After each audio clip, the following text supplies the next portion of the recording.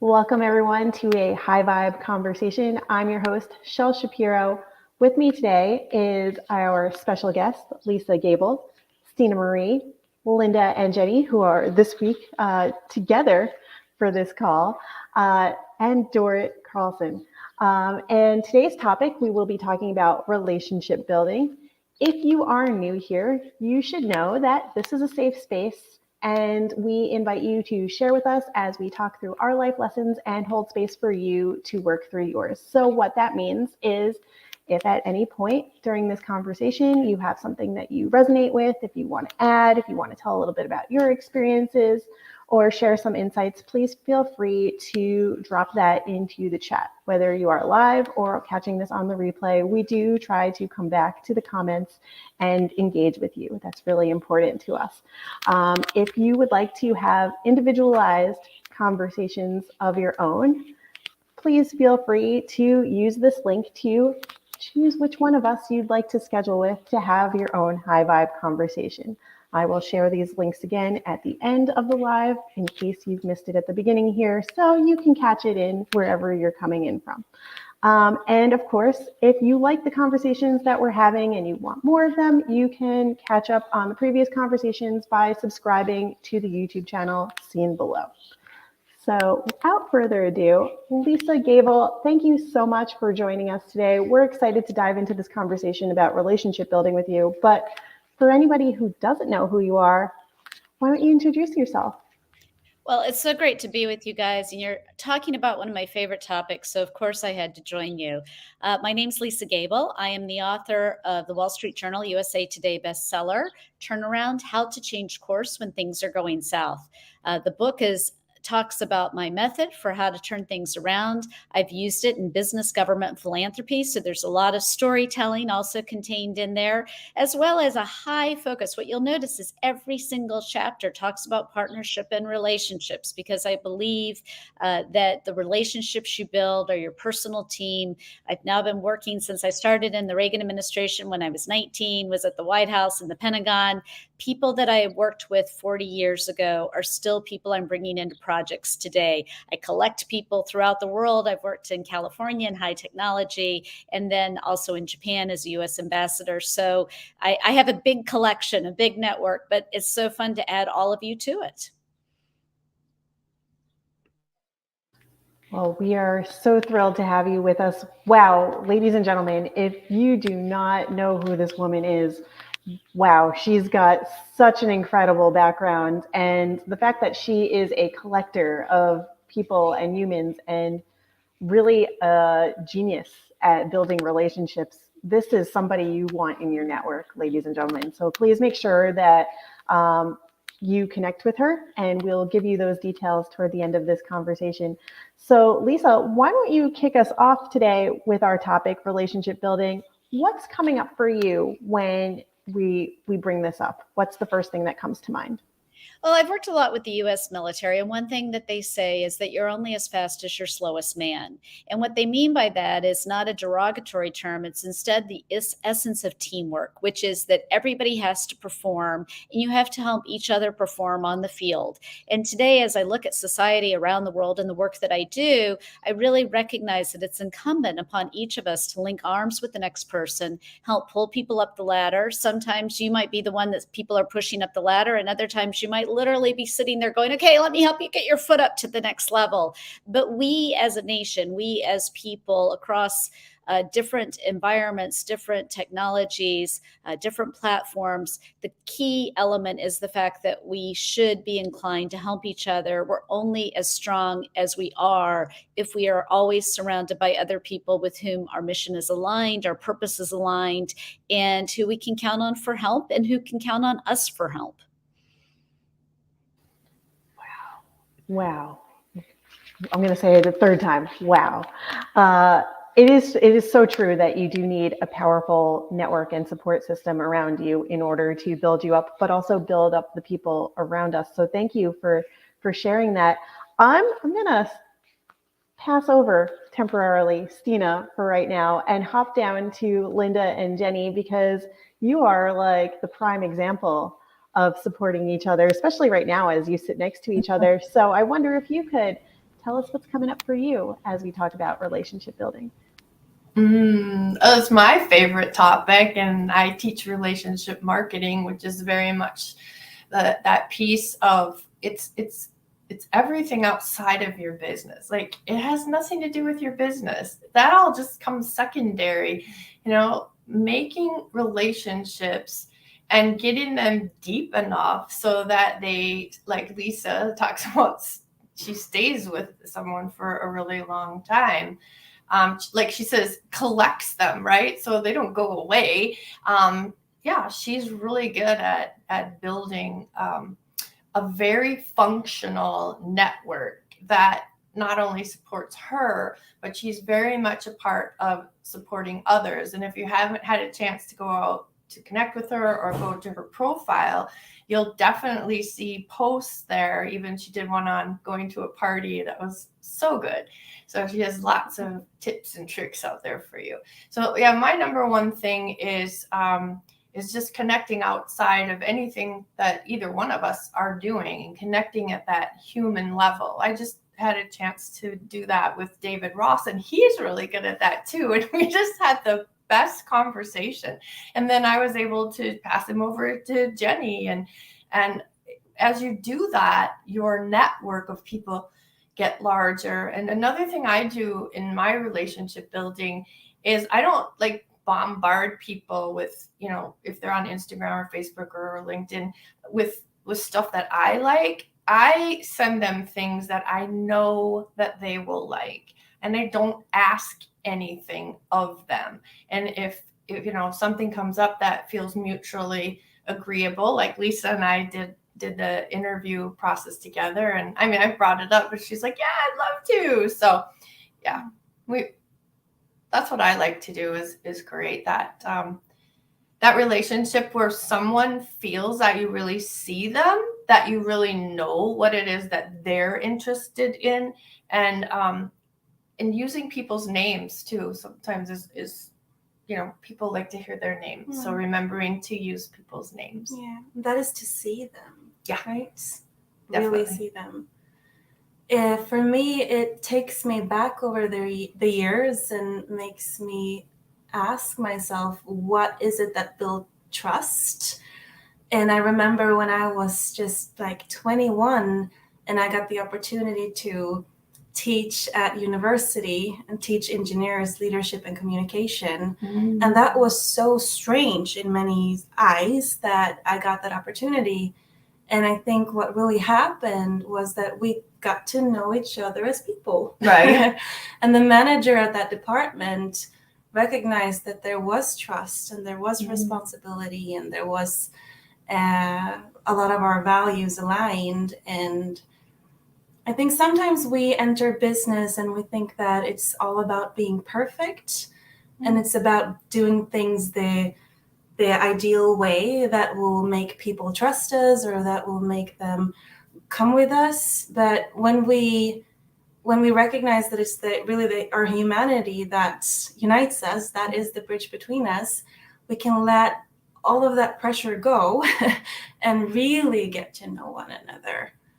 And that builds trust. Takes me into your topic, vulnerability. Yes. Sometimes even, and I love doing this, even when I'm teaching and I'm doing a presentation, I will leave misspellings. That's so fun. Like in my own presentation, and it just makes people relax. Like, oh gosh, she's a human being. I get to be one. And then that's an opportunity to connect. Or I'll send an email and I'll allow it to be what it is, and I'm not going to control it, and just color outside of the lines and have fun with it, because it's such a comfort going to work knowing that I don't always have to bring 100%, and it's so much easier to invite other people to compliment me when I am free to let them know that, you know what, I can bring 75 today. I welcome you to compliment me in this. Right? Like you said, Lisa, with climbing, and yeah, so much coming up. Right. And it reminds me of Stina, where Stina's like freaking good at copywriting, and she can do A level and nobody would even notice. It's just that good that they're not good enough to even notice how good it is. And she can do B work, but she might as well just do C work because everyone's satisfied and she's not working as hard as she would if she was doing A, which she used to do at school. So Oh, there's one more thing I want to say about Stina.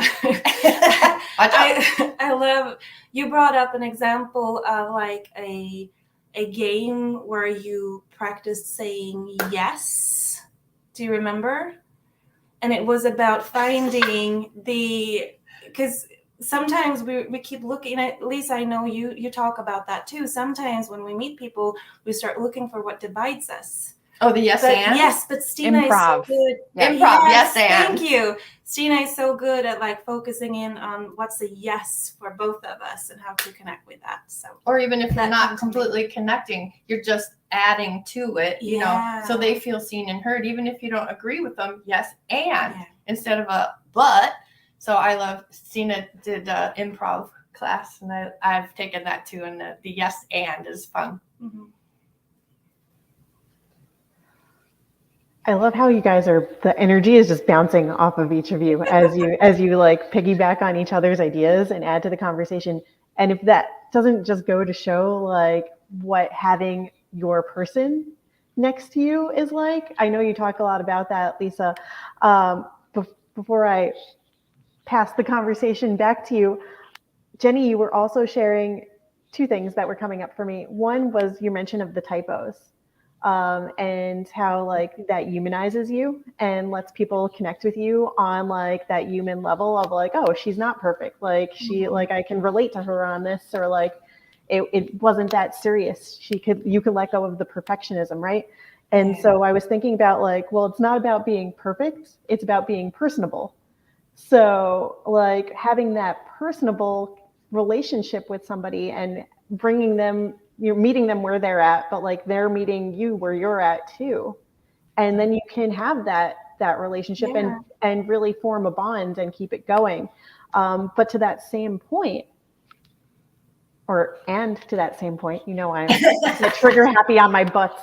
And to that same point, the person who is going to cringe when they see those typos is not your person. It's very clearly not your person because they could not let go of that perfectionism. So, Or maybe they're encouraged to. They're not there. Yeah, they haven't accepted that side of them yet, right? Because it's all about accepting ourselves first so that we can also acknowledge like being part of that group or being part of that team or that connection. I love that you bring that up, Shel. Yeah, and your type, them being or cringing, like having that moment of like angst when seeing your typo or something else is not about you and your typo. It's clearly on their side of the fence. So how can you or we support them to be more aware of that and to connect with them on that level too. So that's very interesting for me. That's what's coming up. Yes. And I often say to my clients that you can never free just yourself. And it's really not about fixing it for them or fixing them. You keep doing you and you keep accepting yourself, and that automatically frees the people around you to accept themselves when they're ready. You know, we're all on that journey. I like it. So, yeah. So Lisa, I'm coming back to you for a hot second. You mentioned, or there was mention earlier about like finding your person. And I know we've talked about that. And we've a little bit identified like what connecting with somebody and relating to them looks like, and what not relating to somebody looks like. What would be your number one thing that people can do to find their person if they feel like they don't have one? Or where should they even start looking? Well, what you want to do is you want to find somebody who aligns to your to what's important to you. And what I mean by that is not necessarily a political issue or a business issue, but issues around your character that are important to you that impact the thing that you are working on. And what I look for is a team of people who can help me solve the problem that I am facing that day. And there are things that are so important to me about how you treat other people, how they communicate. I am somebody who believes in leaving a deliverable at every step. So I like to find someone who can actually finish the job as opposed to people who keep prolonging things. But you want to find people who share characteristics similar to you and have a moral framework that is like yours. And those become the people that you can bounce ideas off of. You can go into the cone of silence and have that rough conversation where you say, where did I screw up? Or I heard this, is that what this means? And you at least have that trust. And I think Jenny brought that forward, right? You have the trust that they're not going to repeat that outside of that cone. And I have never done a project. I talk about turnarounds, but one thing in my book is I may have been the leader of the turnaround, but I could only do it with a team. And the team isn't always people with the same title. It is people that I can identify and tap to help me move something forward and know that they're going to look out for the interest of the organization and they're going to look out for the interest of the people impacted by that organization.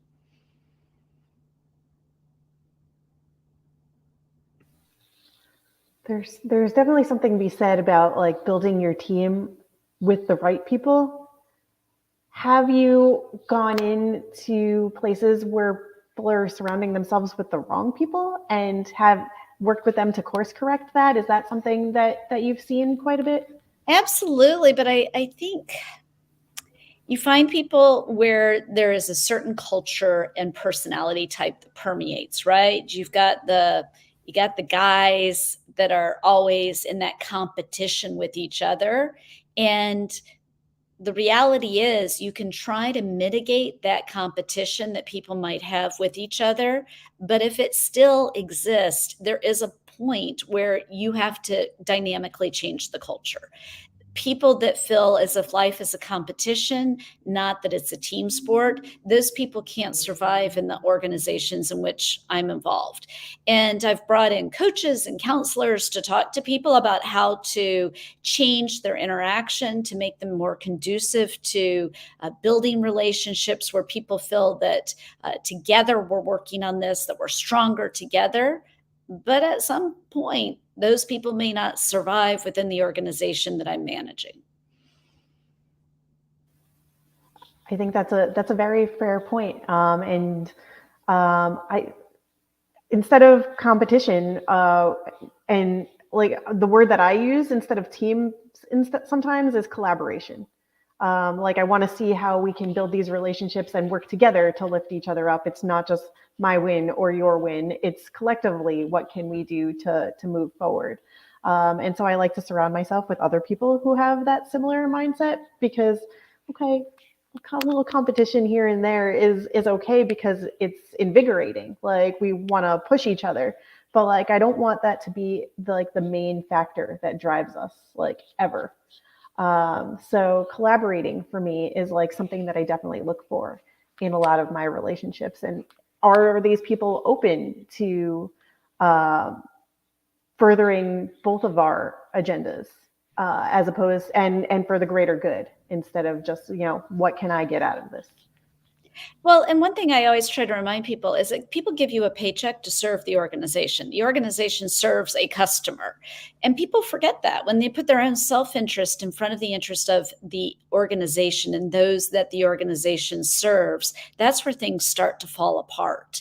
And you want people that are collaborating, as you say, with a focus on why are we here? Why are we here? Who is paying us money to do something? Or even if we're a volunteer and we happen to be writing a check ourselves, the reality is we're still there for a purpose. We are not there because someone decided to, put a crown on our head.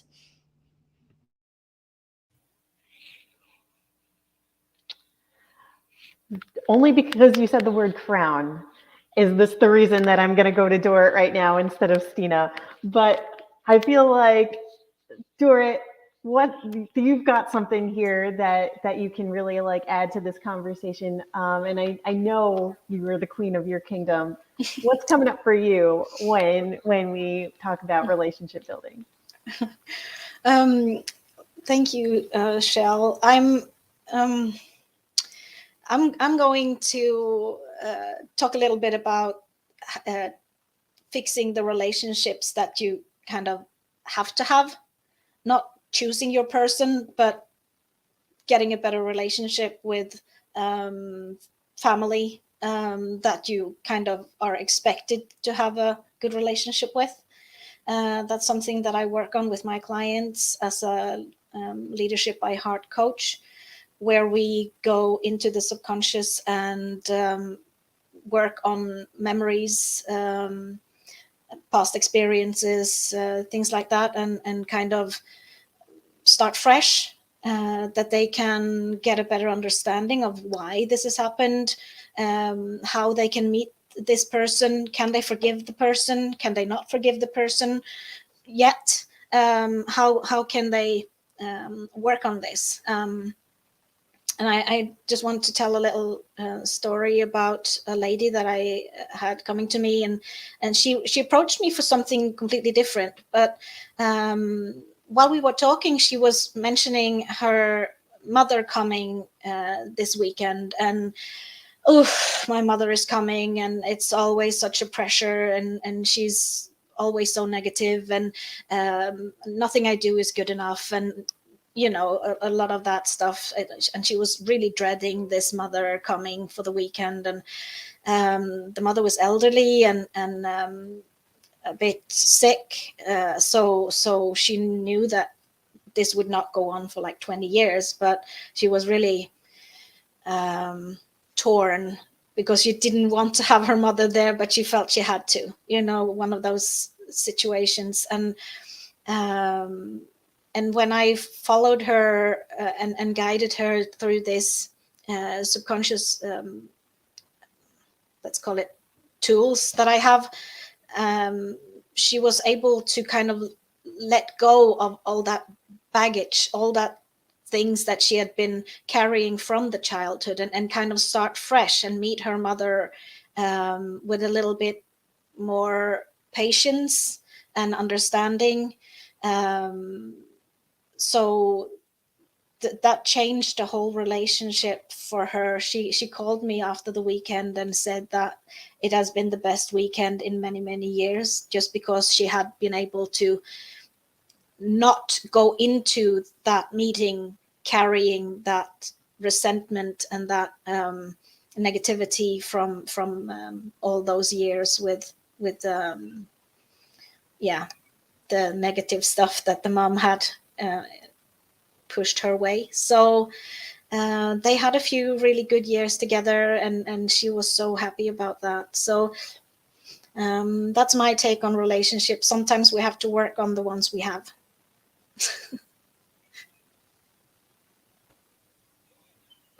That's beautiful, Dorit. Thank you for sharing that story, because it's a powerful example of how we don't have to stay stuck in our feelings and emotions about other people. We can move through them. We can change the way that we come to the table to interact with them, and it can really transform the relationship too. Absolutely. If you're willing to work on it.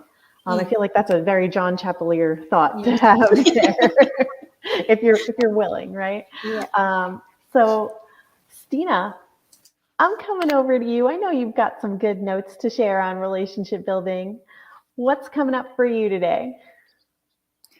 Thanks, Shell. I have a couple of notes. I just to go back to like kind of the very beginning of the conversation when Lisa was sharing about, the slowest kind of member of a group. And I read that wolf packs will actually put their slowest wolves in the front of the pack to lead. So it's usually like the injured, the sick, the elderly, the, very young. So you have all of your most vulnerable people where everyone can have their back and look out for them.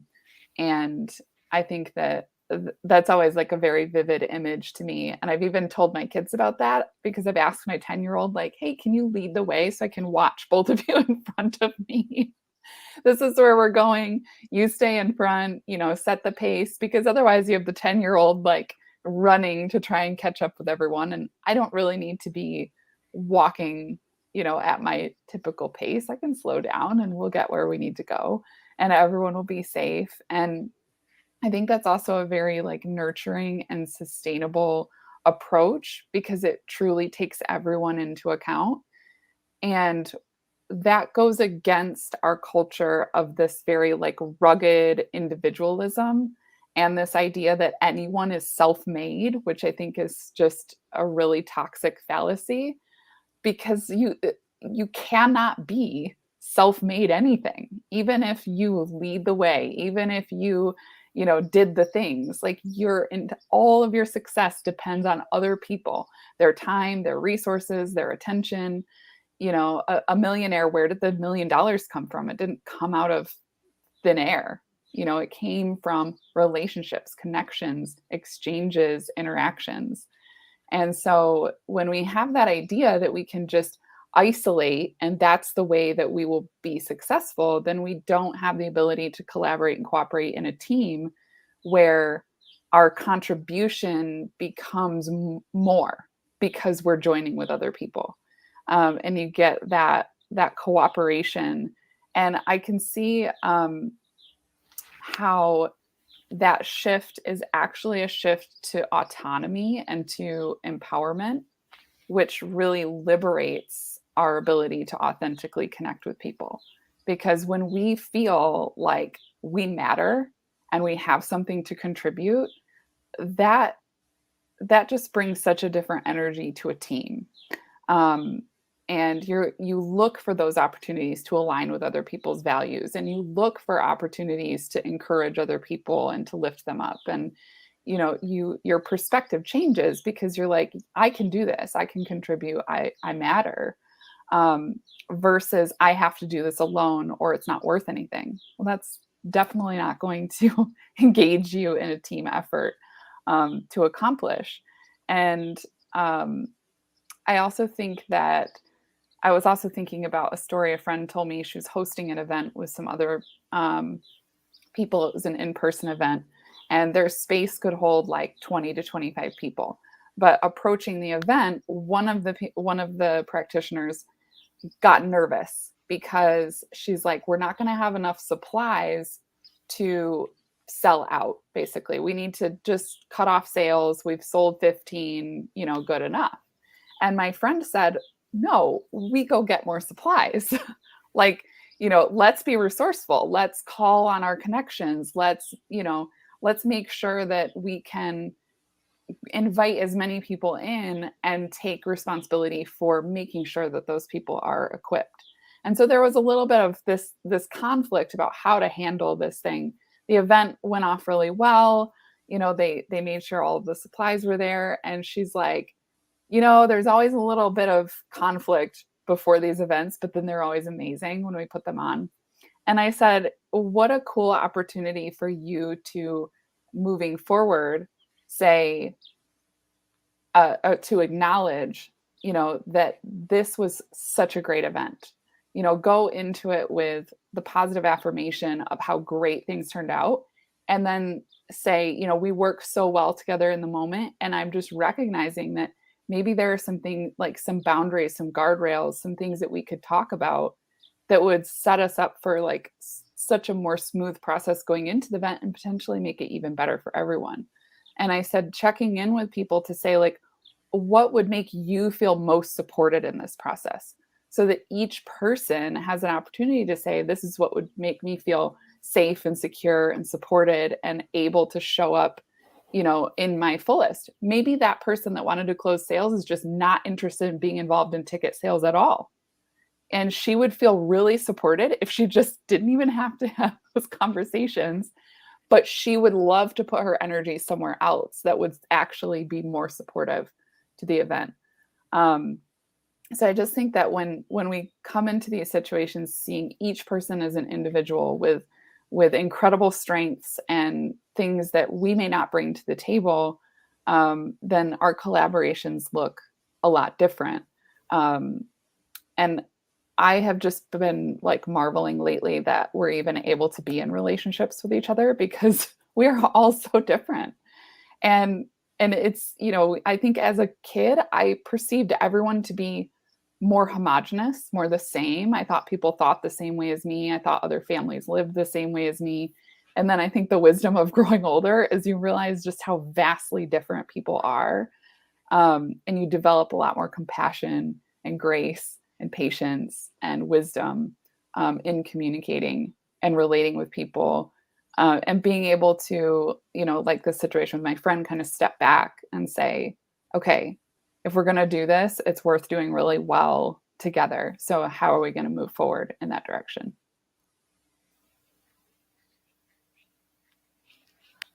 This is another one of those wow moments, and I haven't done it in a while, so I feel like I need to. Where's the confetti? Let's drop some. We haven't done that in a while, and I've been saying wow like for this entire live, so I feel like I should have done this like 10, 15 minutes ago, but never too late for some confetti and a celebration moment. But like, yeah, we all work differently. We all bring different things to the table. We all show up differently with different strengths and ideas and ways of doing things. And I think when we can allow other people around us to function in a way that feels safe for them, that doesn't feel like they're inhibiting their strengths and what they actually want to be doing, where they don't feel resentful, or like they're forced into a certain role or function, then I think we all can agree that we're likely to get a better result and have a better outcome. So your example of like the event going off without a hitch, yeah, it's because she gave the other person like the space to do their thing. And yeah, there might have been a little resistance at first, but once she was open to that, like, yeah, everything came together as it needed to. And that's really beautiful. So thank you for sharing that. And then like adding in the nuances of how that can work in other instances is great. Lisa, I'm coming back to you.